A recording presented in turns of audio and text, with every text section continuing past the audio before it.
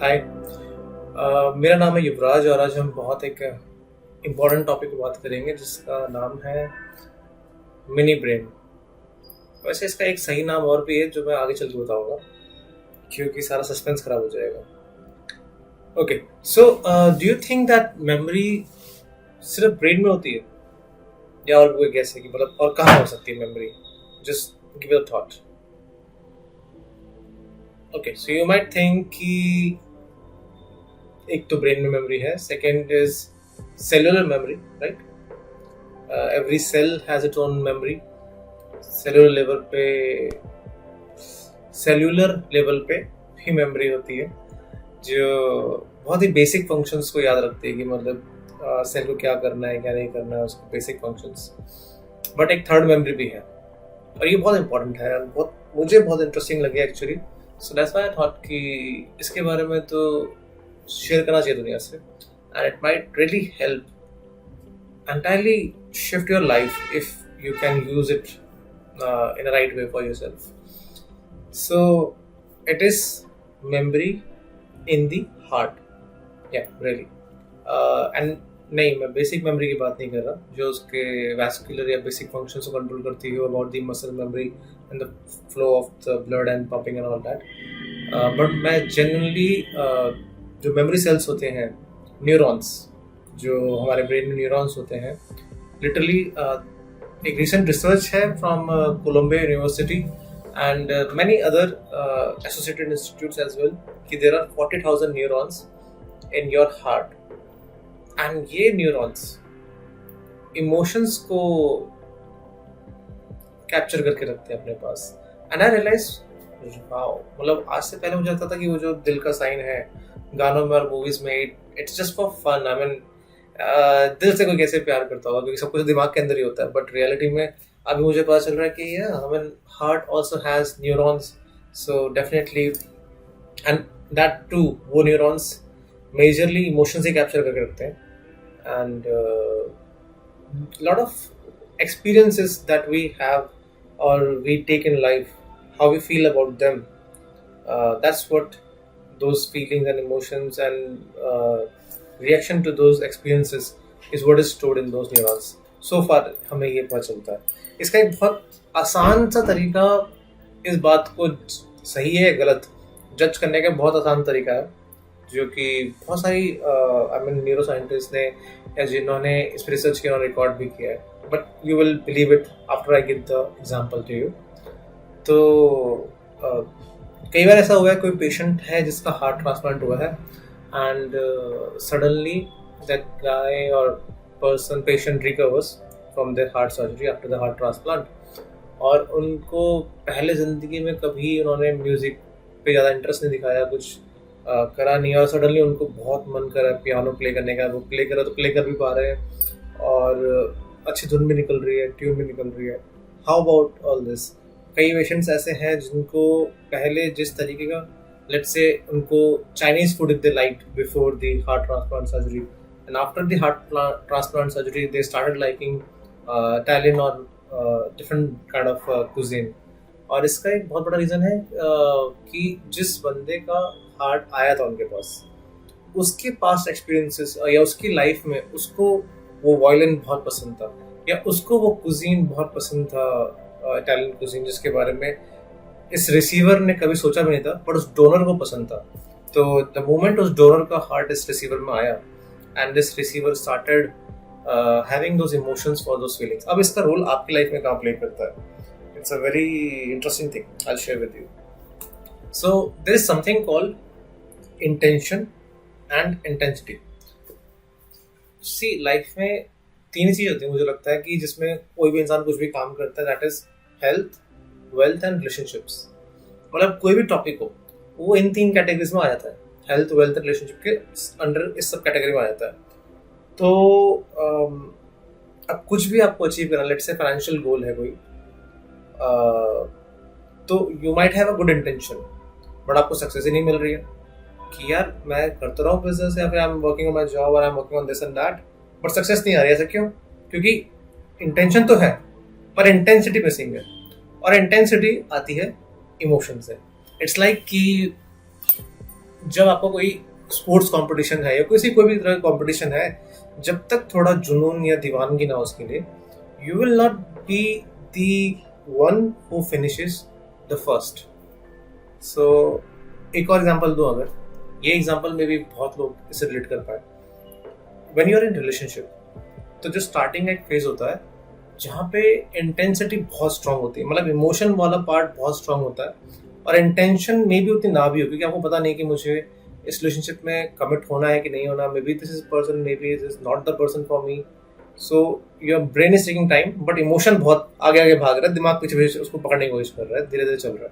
So your emotion is so high, इसीलिए वो bond इतना स्ट्रांग बन पाता है.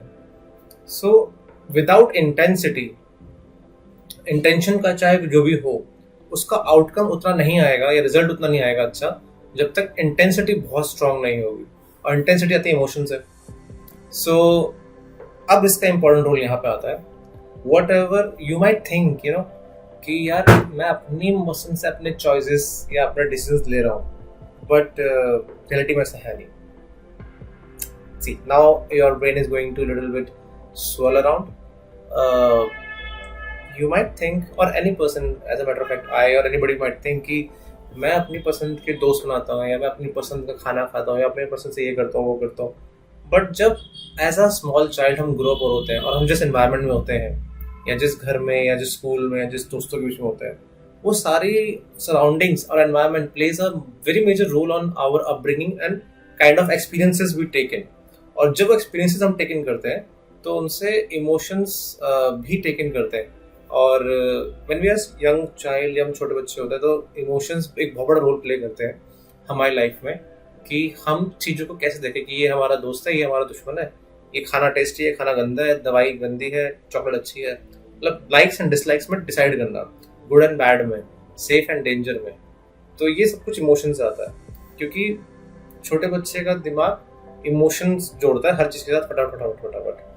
एंड आपने उस टाइम तो इमोशन जोड़ लिया, अब आप बड़े हो गए हो, अब आपको लग रहा है कि मैं अपनी पसंद से कर रहा हूँ, वो कर रहा है, तो करियर चूज कर रहा हूँ, या मैं शहर में रह रहा हूँ, या मैं खाना खा रहा हूँ. बट आपका ब्रेन और आपका हार्ट बहुत पहले आपके लिए डिसाइड कर चुके हैं कि आप किस इंसान को पसंद करेंगे, किसको नहीं करेंगे, आपको कौन सा शहर अच्छा लगेगा, कौन सा नहीं लगेगा, कौन से कपड़े अच्छे लगेंगे, कौन से नहीं लगेंगे. अब इसमें प्रॉब्लम ये है कि बहुत सारे बैड मेमोरीज भी होती हैं, जहाँ पे यू नो किसी टीचर ने तुम्हें थप्पड़ मार दिया होगा कि चीटिंग लव कर रहे हो, या फिर शोर मचा रहे हो क्लास में, या कुछ कर रहे हो, या फिर तुम बैक पीछे बैठ के मस्ती कर रहे हो. अब हो सकता तुम नहीं भी कर रहे हो, इट कुड बी ट्रू, और अननेसेसरली तुम्हें डांट पड़ गई है, तो तुम्हारे अंदर एक वो शंका बैठ गई कि मैं कुछ अलग करूं कि नहीं करूं. और जब तुम बड़े हो जाते हो, मतलब and the time comes when you should take risk in your profession, your to do something new with your life, तो वो रिस्क लेने की एबिलिटी धीरे धीरे कम होती जाती है. स्पेशली स्कूल्स में बहुत ज़्यादा ऐसा होता है. मुझे मेरा पर्सनल ऐसा मानना है कि स्कूल्स में डिसिप्लिन सिखाना तो एक अच्छी बात है, बट कहीं ना कहीं वो डिसिप्लिन आजकल तो मेरे ख्याल से ठीक है, पर जब मैं छोटा बच्चा था तो हमारे टाइम पे बच्चों को बहुत मार मार के सिखाते थे. तो आजकल मुझे लगता है कि अलाउड नहीं होता बच्चों पे हाथ उठाना शायद से स्कूलों में. बट या आई मीन, मेरे जब मैं छोटा बच्चा था तो हमारी क्लास में तो जो शैतान बच्चे थे बहुत पिटाई होती थी. सो आई थिंक वो कहीं ना कहीं माइंड में एक इमोशन और मेमोरी छोड़ जाता है, एक एंकर छोड़ जाता है कि risk could lead to very bad experiences. और जब आप ये सोच लेते हो कि risk could lead to very bad experiences, तो आप रिस्क कम लेते हो. And the moment you take less risk, you don't explore much with your profession, your clients, your marketing, your sales techniques, और कोई भी, मतलब आप कुछ नया सीखना चाहते हो, कोई स्किल सीखना चाहते हो, या कुछ नया करना चाहते हो, या फिर अगर रिस्क लोगे भी तो आपको बहुत टाइम लग जाएगा अपने बैरियर को तोड़कर कुछ नया कर पाने की इच्छा में. तो जैसे किसी के पेरेंट बहुत स्ट्रिक्ट रहे हैं, तो वो इंसान हो सकता है बहुत अंदर से क्रिएटिव हो या टैलेंटेड हो, बट वो उसको अपनी स्किल को मार्केट करने में उसको बहुत टाइम लगेगा, क्योंकि शायद बचपन में जिनके पेरेंट्स बहुत गुस्सा करते हैं तो बच्चे ज़्यादा बोलते नहीं ऐसा, मतलब वो चुप हो जाते हैं, अपनी प्रॉब्लम्स बताते नहीं आता ऐसा. तो वो सोचते हैं कि क्या बोलना, पता नहीं क्या आउटकम आएगा, क्या रिएक्शन आएगा.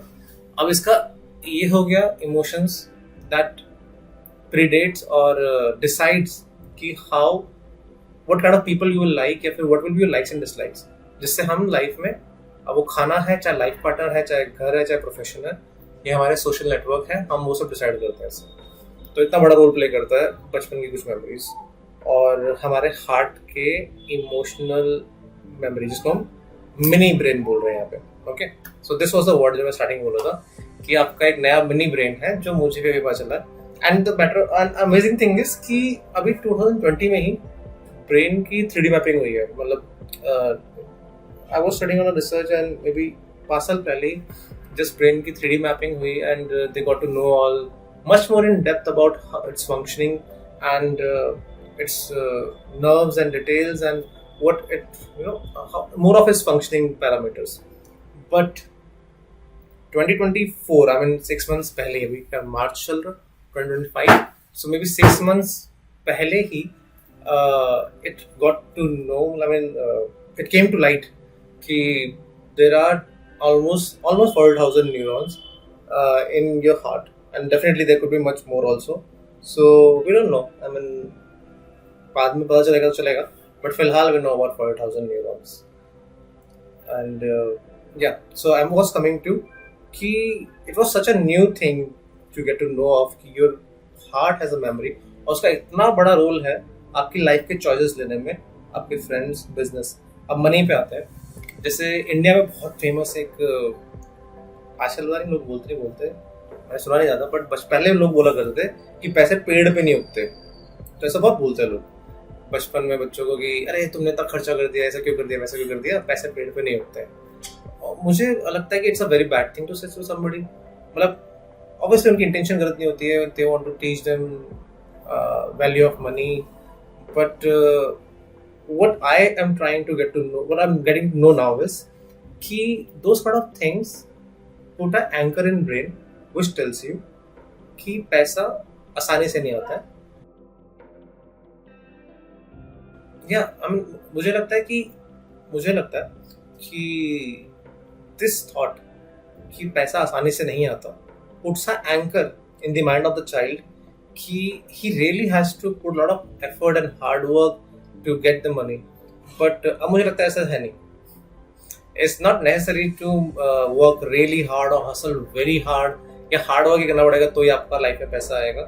मुझे लगता है there are lot of easy ways which are genuine, helpful to people and obviously legal, and but very easy ways that you can really make up money, and you don't have to go through a lot of hardship, but क्योंकि वो life पे हो सकता है कभी किसी बच्चे के माइंड में एंकर डाल दिया कि earning money is not a easy thing, so don't waste it. Maybe उनका इंटेंशन गलत नहीं होगा समझाने का, but that anchor in the mind कि money comes with hardship has a very difficult impression on the brain's future perception कि वो future में क्या डिसीजन लेगा, कैसे परसेप्ट करेगा चीज़ों को। एग्जाम्पल, बचपन में चीज़ बोली गई, अब 20 साल बाद वो बच्चा शायद ये सोचेगा कि I need to go through the tough competition, I need to go through the tough hardship battles and hustles to achieve that whatever my target is. हो सकता है टारगेट 500 करोड़ हो या 10,000 करोड़ हो, ऐसा। तो उसको लगेगा कि मुझे वहाँ तक पहुँचने के लिए मुझे इतना हसल करना या उतना एफर्ट की जरूरत है, बट ऐसा जरूरी नहीं है। There are a lot of easier ways, and the best way is to try to find something that you love and you enjoy, जो कि बहुत कम होता है मेरे ख्याल से। बहुत कम लोग और बहुत लकी लोग होते हैं जिनको मौका मिलता है ऐसा कुछ करने का जो उनके दिल के बहुत करीब है, जो उनको बहुत पसंद है और जिससे उन्हें खुशी मिलती है, एंड वो लाइफ में वही काम करा जाते थे हमेशा से और वो कर भी रहे हैं उसको। ऐसे लोग बहुत कम है कसम से। So that's how I felt कि इतना बड़ा रोल ये 40,000 न्यूरॉन्स कर रहे हैं लाइफ में, रिलेशनशिप्स में। आप कैसे पार्टनर चूज करने वाले हैं, जैसे कि इसको बहुत अच्छा एक एग्जांपल है कि आपने सुना होगा, कोई ना कोई फ्रेंड तो होगा, हर किसी का होता है, जो एक लूप में फंसा हुआ होता है कि उसने पहले एक पार्टनर बनाया और उसमें वो प्रॉब्लम्स आई उसे कुछ, मे बी वो पार्टनर की कुछ पर्सनैलिटी ट्रेट्स थे जो सही नहीं थे, मैच नहीं कर रहे थे बंदे। मैं नॉट सेइंग कि कौन अच्छा कौन बुरा, बट जस्ट सेइंग कि नहीं मैच कर रहे थे। चलो एग्जाम्पल के लेते हैं कि बंदा एग्रेसिव था, ठीक है। मान लेते हैं मेरी कोई फ्रेंड थी, उसने कोई बंदा चूज किया, वो बहुत एग्रेसिव था, उसे सेकंड बंदा चूज किया वो भी बहुत अग्रेसिव निकला, थर्ड चूज किया वो भी बहुत अग्रेसिव निकल रहा है। तो ये चक्कर क्या है, मतलब वो जहां पत्थर मार रही है वो बंदा वही निकल रहा है जो उसको नहीं चाहिए। ऐसा क्यों हो रहा है? मतलब आई एम श्योर हमारी लाइफ में ऐसा कोई ना कोई होगा जो चाहता होगा कुछ नया करो, पर घूम फिर के वहीं आ जाता होगा जहां से निकला होगा, उसी गड्ढे में आ जाता होगा। सो ऐसा इसीलिए होता है क्योंकि तुम्हारे इमोशंस जो एंकर है उन्होंने एक पैटर्न पकड़ के रखा हुआ है, बचपन से सेट कर लिया कि मेरे को यही वाला चाहिए, इस कैटेगरी के लोग चाहिए, या ये मेरे लाइक्स हैं, ये मुझे अच्छा लगता है। और तुम जब बाहर निकल रहे हो, वो बिजनेस अपॉर्चुनिटीज है, रिलेशनशिप्स में कुछ भी हो, तो तुम्हारा दिल वहीं जाके उसी गली में घुस रहा है जहां तुम नहीं जाना चाहते, जहां तुम्हारा मैच्योर्ड माइंड विद एक्सपीरियंसेस कह रहा है कि this is not the right path, but तुम्हारा दिल कह रहा है नहीं वहीं जाना है मुझे। सो ये बहुत डायलेमा है, और इसको ठीक करने का तरीका कैसा है हम बात करेंगे उसके बारे में थोड़ी देर में, but let's just cover this up first. Okay, so we talked about कि what is your mini brain, and what impact it has on your health, wealth, relationships, and how important it is. I mean, it's not like your 80 billion neurons in your head, but it is something, it plays a major role in your life. और कुछ एक important term है heart coherence. If you are facing a challenge in your life, कुछ भी achieve करने के लिए, so I would suggest कि इस पर थोड़ा रिसर्च करना heart coherence के ऊपर, और ये बड़ी हेल्प करेगा। मतलब कि तुम लाइफ को जिस दिशा में लेके जाना चाहते हो उसी दिशा में जाएगी। अगर नहीं जा रही है तो there is some issue with this heart coherence. Heart coherence मतलब कि तुम्हारे जो पुराने इमोशंस हैं उनको हटा के उन इमोशंस को डालना जो तुम्हारे करंट गोल से मैच करते हो। तो वो नए इमोशंस को डालने के लिए बहुत सारे तरीके होते हैं। आई मीन बहुत सारी साइकोलॉजिकल टेक्निक्स होती हैं। एक सबसे आसान और सबसे अच्छा प्राचीन तरीका है मेडिटेशन करना, और affirmations, meditations and focus on the things that you really want to do. मतलब उसको स्पिरिचुअलिटी में मेरे ख्याल से कई लोग त्राटक साधना भी करते होंगे। इसको अगर रियल लाइफ में एप्लीकेशन में लाया जाए तो आप ऐसा कर सकते हैं कि you meditate and objective of the meditation is what the outcome you want from your life. Okay, वो एक ऑब्जेक्टिव को दिमाग में रखते हुए आप मेडिटेशन कर रहे हो, तो धीरे धीरे जो पुराने इमोशंस हैं वो मेमोरी डिलीट होती चली जाएगी, या फिर उसको डिलीट करने का और तरीके होते हैं, जैसे कि एनएलपी टेक्निक्स होती हैं जिसके थ्रू उनको डिलीट किया जाता है। NLP is neuro linguistic programming, जो ब्रेन की प्रोग्रामिंग को चेंज करने के लिए होता है। बेसिकली न्यूरॉन्स की न्यूरोप्लास्टिसिटी होती है, जो कोई भी नई मेमोरी को जोड़ने के लिए न्यूरोप्लास्टिसिटी बनती है। तो उस मेमोरी को तोड़ने के लिए, किसी चीज से रिश्ता तोड़ने के लिए वो न्यूरोप्लास्टिसिटी को तोड़ना पड़ता है। ओके, वो मेमोरी को भुलाना पड़ता है। ओके, तुम्हें कभी अपने किसी एक्स को भुलाना हो तो इसका इस्तेमाल करना, न्यूरोप्लास्टिसिटी का गूगल कर लेना कैसे होती है, तो उसको इस्तेमाल करके तुम अच्छे से भुला पाओगे। ओके, सो मूविंग फॉरवर्ड, हाँ, तो हम बात कर रहे थे कि वेयर यू आर, तुम्हारी एज के हिसाब से तुम इस इंफॉर्मेशन जो हमने इतनी देर बात करी है, इस इंफॉर्मेशन का तुम क्या कर सकते हो अपनी एज के हिसाब से। देखो, अगर तुम 50 के ऊपर हो, ठीक है, तो बहुत कुछ लाइफ में, मैं ये नहीं कह लाइफ में नहीं, पर लाइफ में बहुत कुछ करने के लिए, बट हार्ट के न्यूरॉन्स पे अगर तुम अब काम करना शुरू कर रहे हो तो इंस्टेड ऑफ लर्निंग समथिंग, तुम्हारे लिए अनलर्न करना ज़्यादा जरूरी है, चीज़ों को भुलाना जरूरी है। क्यों? क्योंकि आई एम श्योर 50 तक तो तुम जीवन में जो करना था कांड कर चुके हो, और तुमने जो बैड मेमोरीज, इंप्रेशंस अपने ऊपर लेने थे वो ले चुके हो, और अब वो बैड इंप्रेशंस तुम्हारे पर्सनालिटी का हिस्सा बन चुके हैं, और उस पर्सनालिटी से तुम लाइफ के डिसीजंस लेते हो, चाहे वो फाइनेंशियल डिसीजंस हो, इमोशनल हो, या रिलेशनशिप हो, या हेल्थ के डिसीजंस हो। और स्पेशली 50+ आई थिंक, मतलब health should be your major concerns, क्योंकि बहुत सारी health problems, BP, sugar, psoriasis, heart attacks, और भी बहुत सारे इश्यूज जो होते हैं वो आपके इमोशन से जुड़े होते हैं। इसका सबसे अच्छा एग्जांपल देता हूँ अभी, और ये बहुत लोग रिलेट कर पाएंगे इससे। जब आप स्ट्रेस में होते हो, टेंशन में होते हो, तो आपकी बॉडी कॉर्टिसोल रिलीज करती है, और जब कॉर्टिसोल रिलीज करती है तो आपकी बॉडी को पता चलता है भाई, मतलब अभी तो अटेंशन माना पड़ेगा, मतलब कुछ तो फाइट और फ्लाइट वाला मोड चल रहा है, बॉडी को अटेंशन देना पड़ेगा, तो वो एड्रेनलिन रिलीज करती है। अब कभी थोड़ी देर में निकले एड्रेनलिन तो कोई बुरी बात नहीं है, और आप हर वक्त स्ट्रेस में रह रहे हो, डिप्रेशन में, एंजाइटी में, और हर वक्त वो केमिकल बॉडी रिलीज कर जाती है, तो at one point of time your nerves will start having more pressure in them. और अब डिटेल में जाते हैं, मतलब बेसिकली ठीक है, ब्लड का प्रेशर फ्लो तेज होता है तो नर्व्स जो होती हैं वो कंप्रेस हो जाती हैं, इसके लिए ताकि ब्लड फास्ट फ्लो कर सके, और उसकी वजह से ब्लड प्रेशर हाई होता है, उसकी वजह से इंसुलिन रेजिस्टेंस बढ़ जाता है, वगैरह वगैरह वगैरह, डिटेल में जाता है अभी, ठीक है। बट द थिंग इज कि BP, sugar, psoriasis, all this issues you develop, or somebody in your family develop, maybe your father, mother, grandparents, or somebody you really care about in your family, yeah. So you can help them with this key.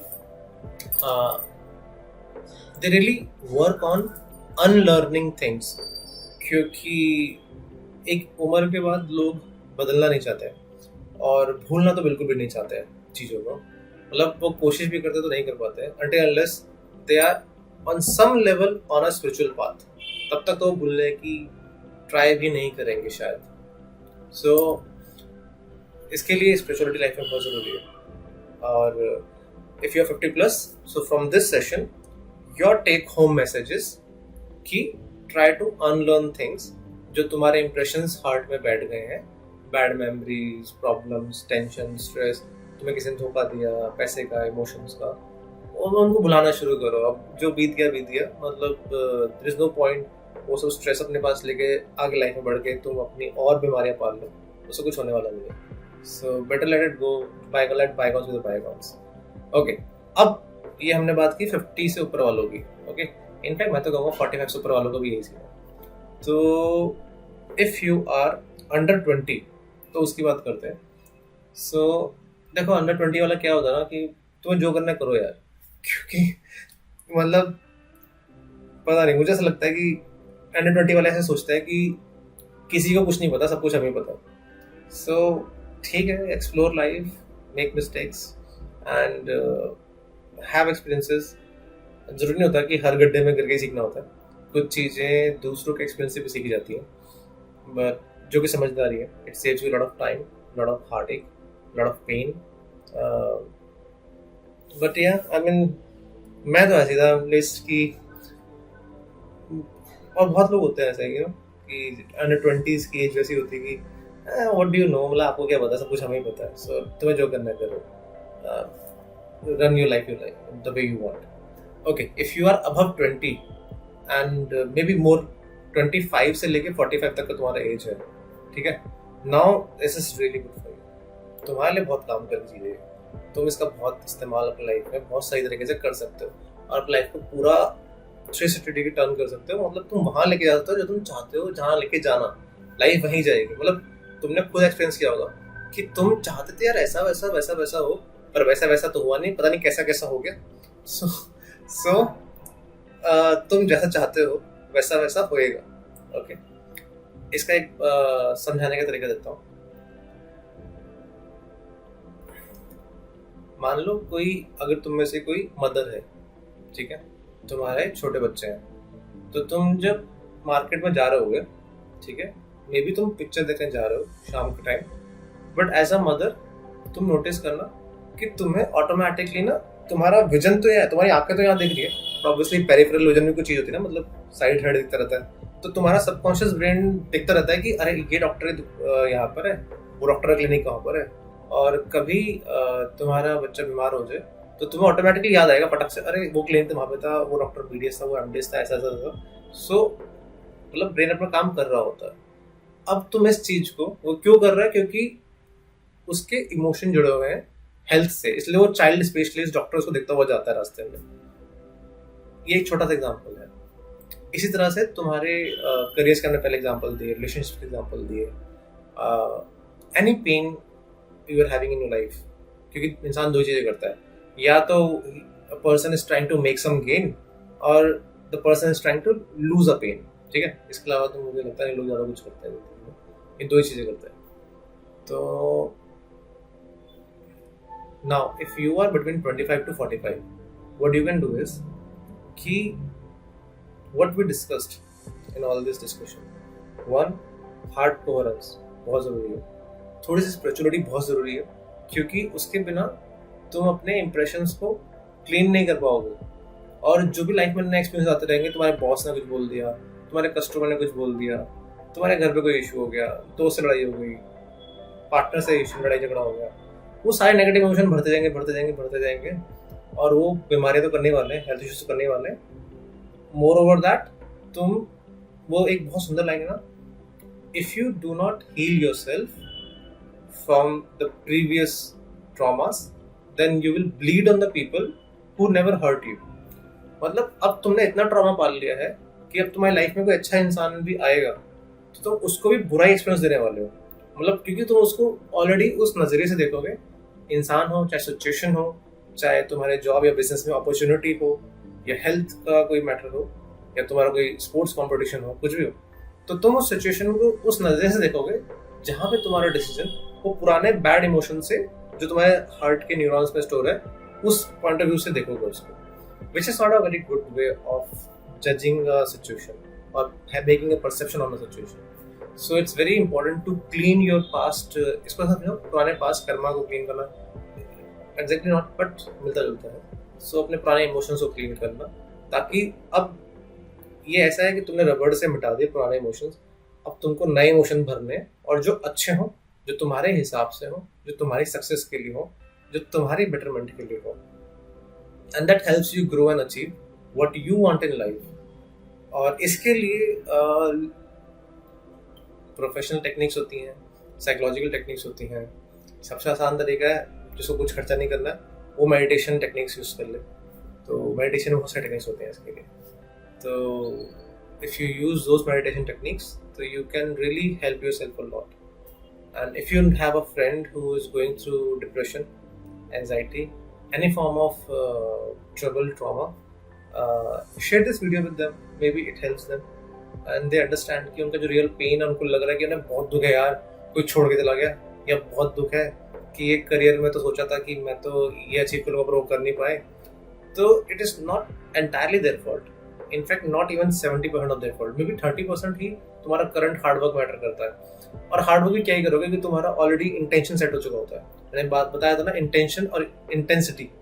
तो intention भी बहुत सही होना जरूरी है, उसके साथ intensity, emotion का भी बहुत सही एंगल, सही परसेप्शन देना उसको बहुत जरूरी है। तो इंटेंशन तो हो सकता है, चलो एक 30-year-old पर्सन का इंटेंशन है कि मुझे लेट्स से इतना कमाना है, पर इंटेंसिटी, उसका इमोशन ऑलरेडी वो स्ट्रेस में, एंजाइटी में, डिप्रेशन में, कि मे बी उसके घर में कोई इशू हो सकता है, या उसका खुद का कोई हेल्थ इशू हो सकता है, या उसकी कोई पार्टनर से कुछ इशू हो सकता है, समथिंग लाइक दैट। सो इसके लिए दैट पर्सन, उसके लिए शायद बहुत हेल्पफुल होगा कि तुम्हें कोई ऐसा पता हो जिसको प्रॉब्लम्स हो लाइफ में and they are not able to come out of it, उनको दिखे नहीं रहा कोई रास्ता। तो ये उनको समझाएगा कि lot of your problems come from pre conceived notion, जो इमोशन बन के तुम्हारे दिल में बैठे हुए हैं तुम्हारी पास्ट मेमोरीज से और पास्ट एक्सपीरियंसेस से। उन इमोशंस को रिलीज करो और अच्छे नए इमोशंस को अपने दिल के न्यूरॉन्स में डालो, ठीक है। सो या, that is the message and I hope you achieve whatever dreams you have, whatever goals you have, financial goals, spiritual goals, relationship goals, and health goals, very important. So yeah, best of luck and see you next time with some another amazing information. मुझे लगा था ये information ऐसी है जो दुनिया में बहुत चेंज ला सकती है, लोगों की लाइफ को बहुत बेटर कर सकती है, तो ज़रूर शेयर करनी चाहिए। Not just